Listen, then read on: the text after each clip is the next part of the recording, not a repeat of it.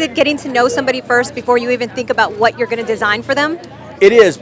Getting to know them is very important, but the strange thing is, especially with celebrities, you may have a preconceived notion of what that person's like, but they're actually nothing like that. And when you meet them, it's just so crazy. I was recently working with Beyonce, and I had done an interview, and they said, "Who do you wish you could dress that you haven't?" And I said, "Beyonce." And the next week, she walked in, and she's like, "Oh, I want you to make clothes for me."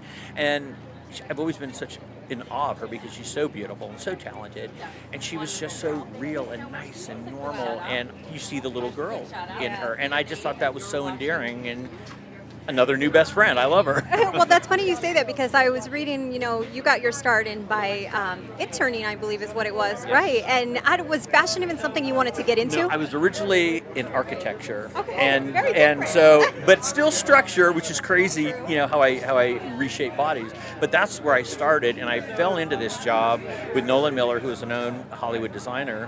And I thought maybe I'll do it a year, then give it a try. I ended up partnering with him, taking over the company, and I still keep the parent name of the company, Nolan Miller Incorporated. So that also afforded me the legacy, starting with Sophia Vergara, Elizabeth Taylor, being able then allowed the Angelina Jolies, Beyonce's, whoever. I'm very fortunate to have been given that sort of status as a designer.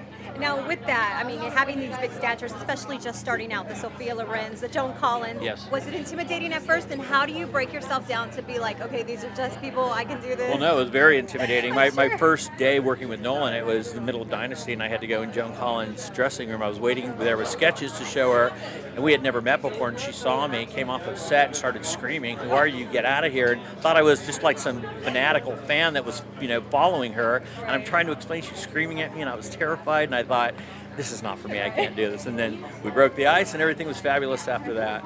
Does that give you some sort of like softness for other people? Because I'm sure people get intimidating working with you as well. It's the crazy thing is, as you know as a woman, that when you strip down to nothing and we're starting from scratch to build a wardrobe or a garment on you, you're so exposed. So it's intimidating in a way that you can't hide anything. We see each other for what we all are, and you bond and you build from there. And so it's interesting to see. I've dressed major heads of studios that you never would think would have an insecure bone in their body, and when it comes to fashion, they're terrified. Well, I love that. Thanks for sharing that. And again, congratulations and have fun tonight. Thank you so much. Thank you.